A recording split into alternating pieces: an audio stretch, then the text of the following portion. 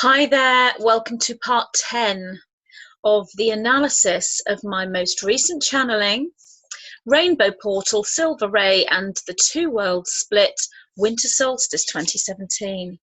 So this is part 10. So I'll start where we left off last time. Yet it is most good that you have done this in stages. So I go backtrack a little bit so you understand what the 9 are referring to there. This is the last little bit of part 9. One must have both. That's the golden and the silver. One must merge the golden and the silver together as one. When you do this, you will be immune to the trials and tribulations and apocalyptic energies of the old earth and the crumbling third dimensional state that presents. So that's part 9. Into part 10. Yet it is most good that you have done this in stages. There are a few magical master magicians that can manifest the gold and silver simultaneously, yet you have held the golden energy ever since you walked the Rainbow Bridge upon the Winter Solstice 2012 and set foot upon the new earth. Now you activate the silver energy and weave this into the golden spiral that is all that is you, for this is what you are. In your truest form, you are light. So the 9 are saying, yet it is most good that you've done this in stages. So they're talking about, backtracking into part 9, they were talking about how it's been difficult for many star seeds to sustain the fifth dimensional energy, or the living within the new earth, the silver ray.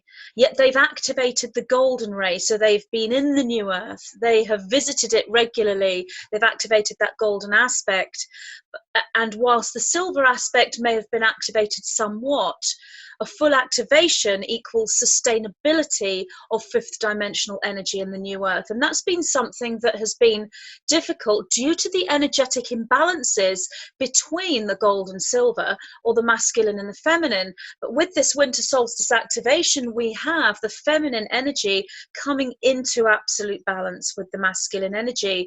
So the silver ray is being activated, meaning that sustainability of fifth dimensional energy and the sustainability of the new earth is much, much easier. Sustainability is there. So this would also be our consciousness. So I think I mentioned before, I could have a metaphysical conversation, see a client and do a reading, write and bring forward the 9's messages. So you're in that fifth dimensional energy, or multidimensional energy, in that new earth, but to sustain that for long periods of time is not necessarily easy. You can get worn out, you can get brain fog, you can feel nicely energized and very have a great feeling of accomplishment, because you know you're on track with your alignment, and you've succeeded in fulfilling your goals, if you like, by working in inverted commas within that energetic field. But it's not so easy to sustain. So with me, I've sometimes had to think, oh, I need a complete day where I just, read a fiction book, watch a film, go for a walk, or just come down to ground before I go back up. After a while of doing this, you get used to it. When I was first learning how to switch in and out of channeling, I found it very difficult, and I couldn't ground myself. And I do remember I had small children at the time, so I'd be having a metaphysical conversation, doing a tarot reading, or whatever it may be in that higher connection. And in the middle of that expansive energy would occur. So I would feel that unified oneness and the expansion within the other dimensions that I feel when I'm, channeling, if you like, the beyond the theta brainwave state. And one of my children would come in the room, "Mummy, I need," whatever it is they wanted. And I would turn to my child, and I was still in that higher energy. I could not ground myself down. And I just, "Sorry, what do you want?" And I found that, living my normal life as a mother in the third dimension was incredibly difficult for me, because I'm constantly in this state of expansion. And I remember getting really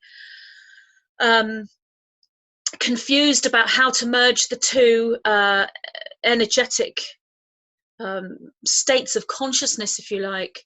And it took time and experience, but this friend of mine, who was sort of assisting me really in a sort of a unofficial training capacity, if you like, this friend of mine came up with a fantastic tool for me, which worked really, really well. I'm going to give you this tool. It will make more sense if you've ever been involved in theatre or drama, even in an amateur dramatic capacity. But even if you haven't, you could still understand what this tool is. And even if you might not be practiced in theatre, you'll still understand the philosophy behind this. But for those who do use drama or theatre in any way, this will really help you with the integration between the higher dimensional state, fifth dimensional state, and the third dimensional state, and the ability to switch in and out, which is the golden and silver merge. It is the activation and the sustainability. Really, though, it's not fully sustainability. It's more about control, which isn't a particularly good word. It's more about balance. It's more about wielding that energy yourself with your own will. That's the kind of word I'm looking for. So the technique I was given was, because I'd done a lot of theatre in my life, some professional, I'm from a professional theatre background with my family, but after having children I went into amateur theatre, so the majority of my work was in the amateur theatre. However, one is still in front of an audience and performing, whether you're getting paid for it or not. And I took my work very seriously when I was acting. So the tool, the example I was given was to assist me to switch in and out of the expansive state, the full connection beyond the theta brainwave state, back into third dimensional situations. So bang, I can speak to my child. Yes, darling, what do you want? You want your tea? I'll be with you in 5 minutes. Grounded, focused. I mean, what if there was an emergency and you're in an ungrounded state? I mean, really, you're in a waking state of hypnosis. And you need to be in the third dimension to deal with the third dimensional situation quickly. So this friend of mine said, when you're on stage performing, you're in an expanded state of consciousness. And I'm, well, yes, of course. You're in a character. You are playing that character. So you're fully merged with that character as you express that character to the audience and to your fellow actors on stage. That doesn't mean you lose yourself. So you have like a two-way duality going on. Great training for channeling and spiritual connection. So I remember being on stage and I'd be thinking the thoughts of my character in order to portray realism, in order to be able to deliver the lines in a believable, realistic way. I would be thinking the thoughts of my character. At the same time, I'd be thinking the thoughts of me. So I could be thinking, say my character is desperately upset because her husband has left her and he's due round to visit in 10 minutes and she's hoping she's going to get back together with him. And at the same time, let's say my mother's in the third row wearing a bright green coat and a green hat. So I've got these thoughts going on. And those thoughts are, I'm devastated because my husband's left me. He's coming round in a minute and I'm hoping perhaps we can get back together. So I've got to portray that devastation, that desperation to be back with my partner. At the same time, I'm thinking my mum's in the third row with that bright green hat on and I can see her as clear as day. Both of these thoughts are going on. So is that an expanded state of consciousness? Well, yes, because in order to hold two trains of thought, one needs to be in a state of expansion, of multidimensionality, not a mono way of thinking. One has to open up to more than one way of thinking. So you're in an expanded state of consciousness. So the answer to his question was yes. So he would say, well, when you come off stage, do you stay in that expanded state of consciousness during the interval when you're all having a cup of tea and chatting about, you know, how the half the scenery fell down in the last scene, and do you think anyone noticed, and that sort of thing. Well, no, of course not, because when you come off stage, you're yourself. And he said, well, does it take you long to get into character? I know that some actors will spend ages sort of getting into the sort of method acting, the whole Stanislavski approach and all that. And I've worked with that, and I think it's wonderful. It's a wonderful method. But I didn't. I actually could be, you know, chatting to my fellow actors backstage, oh, you know, your costume's not right, or we're on in 5, or whatever. And then the minute I'm on stage, I was in another dimension. I was that person. And the whole time I'm on stage with the lights on me and the curtains open, then I was in an altered state of consciousness. So he said to me, well, if you can switch that quickly between being on stage in character and then coming off stage, and it's an altered state of consciousness that you're shifting between, why can you not use that as a focus when you are in a state of higher connection? And then you instantly need to switch into the 3rd dimensional state. Imagine that you are coming on and off stage.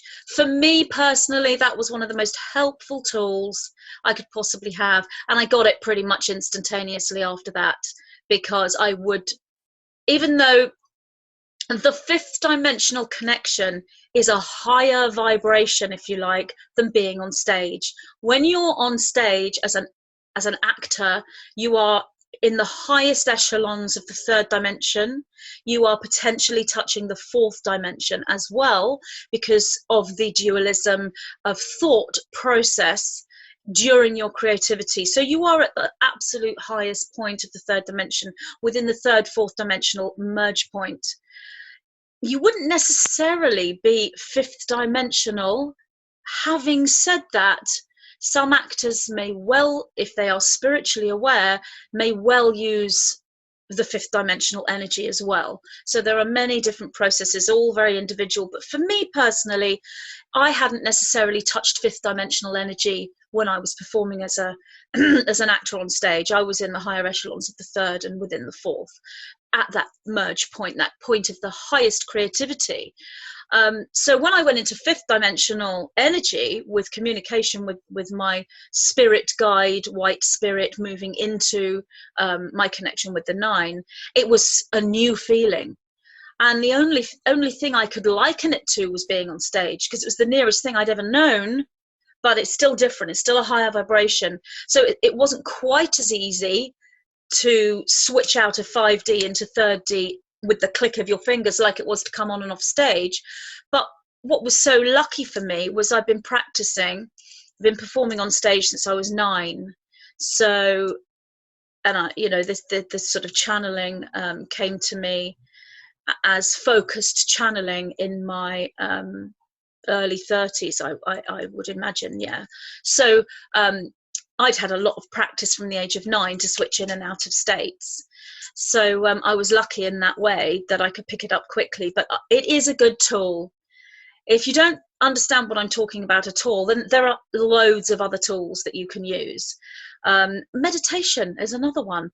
When you come out of meditation, or if you've had a hypnosis session, when you come out of hypnosis, you're going to be a little bit, whoa, I'm like, whew, I feel amazing. My head's all off the planet and all fluffy. And you don't want to be walking down the road or driving a car or doing anything in the 3rd dimension that involves full focus when you're still in that state. So you have to find a way to ground back down. So there are many, many techniques, but for anyone who has studied theatre and drama, that's such a good one. Really, really is such a good one.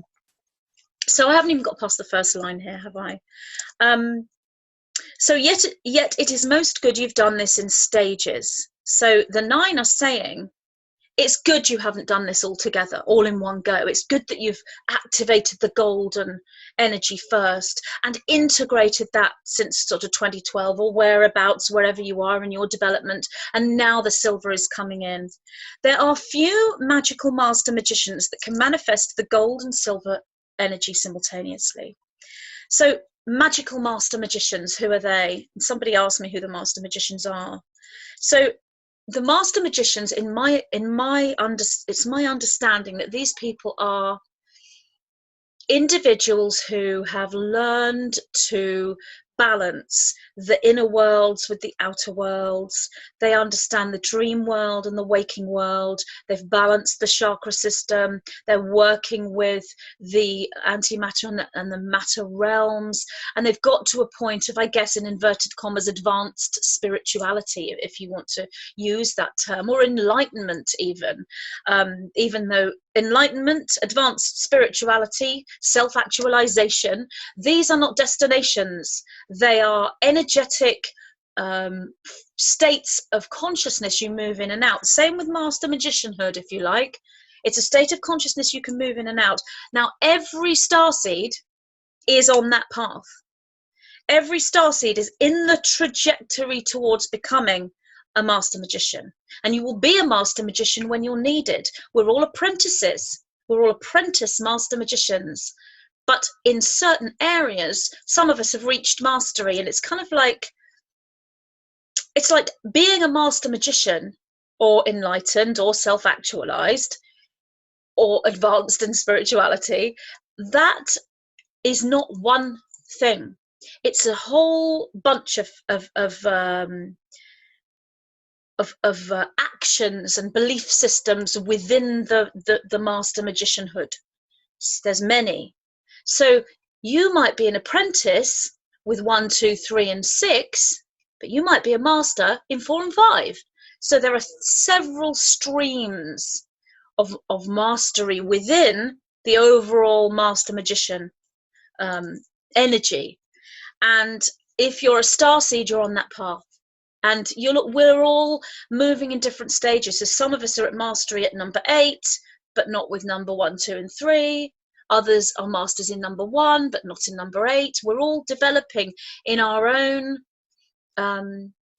destiny. And that they are the talents and the skills that our genetic material has come online for, so that we can utilize those skills and talents within this reality.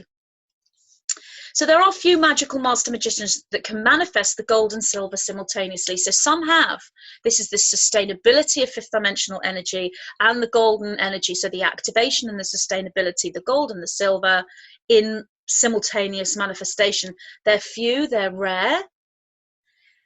So most are going with this collective movement, the collective ascension, which was roughly Winter Solstice 2012, golden activation, and roughly Winter Solstice 2017, silver activation. We're all sort of, a few, give or take, a few days, weeks, or months either side. We're going with a collective activation, which is nice, very nice, because we're sharing this.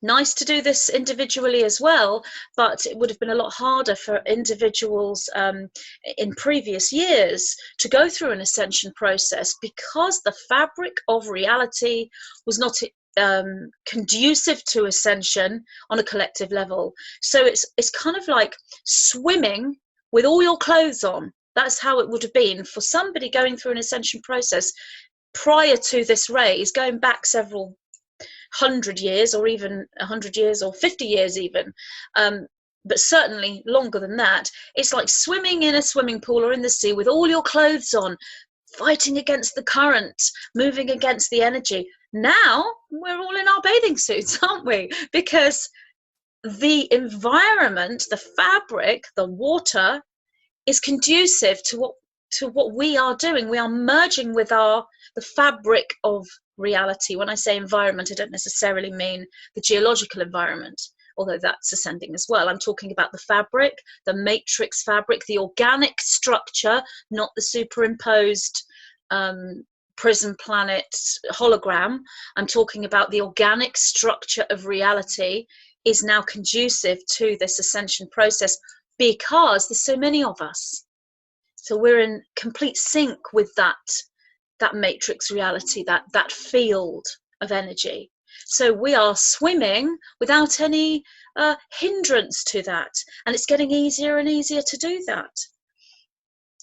Yet you have held the golden energy ever since you walked the rainbow bridge upon the winter solstice 2012 and set foot upon the new earth. So I've explained that the golden energetic activation was around the winter solstice 2012, and for many people it was very much the 11-11-11. Now you activate the silver energy and weave this into the golden spiral. And that's really important because it is a spiral. This is about the energetic frequency of you as self. The ultimate expression of self is the DNA field. And the DNA field moves in how we would perceive a spiraling pattern. It's actually more of a weaving, but it's certainly, we would perceive this in the best way to perceive this in a linear sense would be a spiral. It's actually a weave of spirals through this sort of quantum geometric field, but that's who we are ultimately. This is who we are. We don't necessarily see our DNA unless we see the matrix field and we're starting to be sensitive, clairvoyant, empathic, etc., etc. Now you activate the silver energy and weave this into the golden spiral. So what are you doing here when you activate the silver energy and weave it into the golden spiral? If the golden spiral is the DNA field, the organic DNA field, and you're weaving a silver energy into that, a new energy, this is a new activation coming online, a new code, a new DNA strand formation. And whilst it's new, it is also a return to. This is our divine right to have this.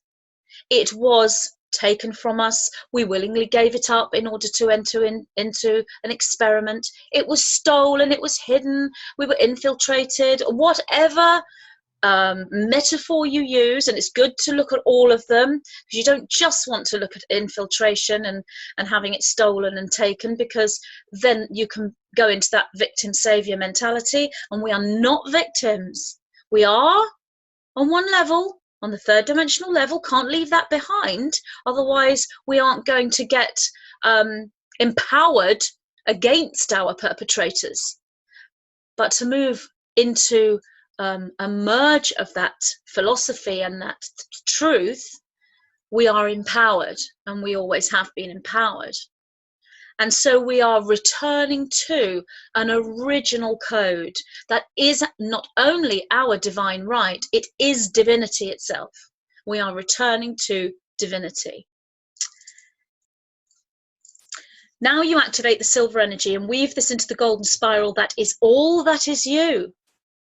All that is you is this golden spiral. That is the DNA field. It's you, and it's all that is you. So everything you are is this. For this is what you are, the nine are saying here. For this is what you are.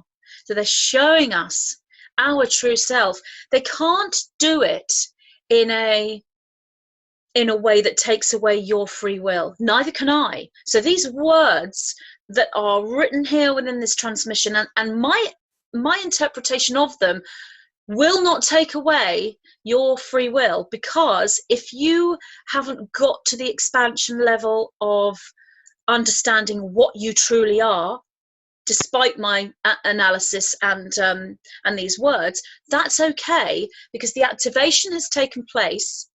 You will then go away, and then these realizations start to come up, and hang on a minute, that's what Magenta meant, or that's what the nine were trying to tell me, or that's what I read wherever, in whichever text or whichever channel you have discovered. They're all bringing forward this truth. But the realization comes from you, no one else. Doesn't come from other teachers, other books, videos, nothing. It all comes from you. You receive simply the activation. It might sound like someone's delivering information to you, but actually what you're receiving is the activation. And then you go away and this comes up. And you have your realization, you have your epiphany, and that is your free will, which cannot be infiltrated. It's divine law that it cannot be. Even the service to self groups who have tried to step over your free will boundaries, They can't actually do that. They have to do this within certain frameworks. So what they do is they lead you into willingly giving up your free will without realizing. Then they can step in and control it, if you like. But there are ways that you can move out of that. And once you move out of that, they can't do that anymore.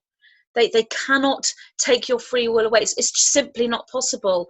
However, when some spiritual teachings say this to you, you're divine, you are pure, nothing can harm your inner truth and your inner spark of light. Many understand that, but others don't. Others think, what does that mean? And so what it actually means is, if you look at the system and the way the system is set up, then the system is set up for you to give away your free will so you can be controlled.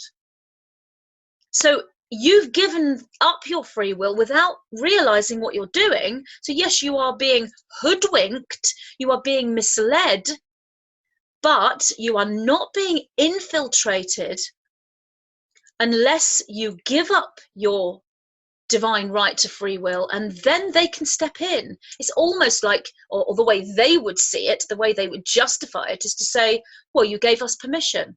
That's a whole other issue when it comes to permissions, because it's true on one level and absolutely not true on another, and that is a whole other transmission, and I will talk about that at some point. So all you have to do is become empowered. And that's through knowledge, through knowing, through the epiphanies, through the activations, the realizations. You are you're immune. That's the immunity. That is your immunity. You cannot be hoodwinked and hijacked and infiltrated anymore once the realization is there. It's almost as though, as I said before in another, I think I said this in my chat with Jill, the recent interview I did with Jill Renee. I think I said about us being herded into pens like sheep. That's the sheep sort of, they don't want to go in the pen, but then they're sort of herded in. That's them giving up their free will because of the system and the way the system is set up. Once you become empowered, not only does the pen disappear, you're no longer a sheep. You are transformed. So it's not possible to herd you into anything. You won't be herded anywhere because you become sovereign and you are lost to those that would try to control you. What's another added mystery and unexplainable energy is that within that service to self structure, there will be some that are very annoyed when you become empowered, and they're very, very annoyed and irritated and all other emotions because you have moved away from their control. But there are some that are actually, I wouldn't say pleased, but there are some that respect you for moving away, and that's within the service to self energy. The reason why is because that would reinforce their belief that by infiltrating you in the first place, that's what made you become empowered so you could escape and get away. Therefore, they helped you to do that. Is that a genuine, good, truthful belief, or is it a distortion from service to self? I'll leave you to make up your mind on that. There's a whole deep philosophy there, but that's just one other energy to be aware of. Now that you activate the silver energy and weave this into the golden spiral, that is all that is you, for this is what you are. In your truest form, you are light. So that's really lovely, that line, in your truest form, you are light. And that's another way to remove yourself from infiltration and hijacking and become immune. You know you are light. You know that you are. You know you are more than this physical vehicle. So that's part 10. Thank you very much for listening. I only got through one paragraph there, but I will be back with more. So thank you ever so much, and I'll be back with part 11. Have a lovely day. See you soon. Bye.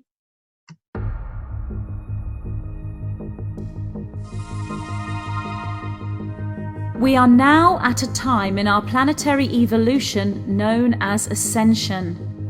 Those individuals we can call starseeds are currently in their millions and are collectively going through this awakening process.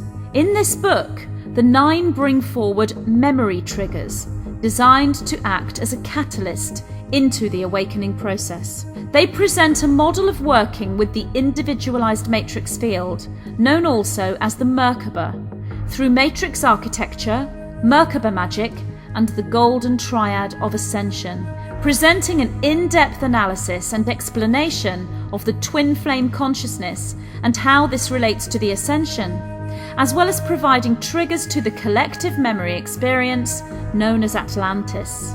This transmission is designed to trigger your multidimensional memory as you begin the construction of the Merkaba matrix and embrace the inner archetype of the architect.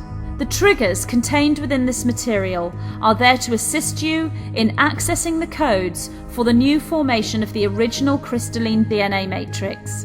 I, Magenta Pixie, am so happy to present this transmission to you from the White-Winged Collective Consciousness of 9. Divine Architecture and the Starseed Template.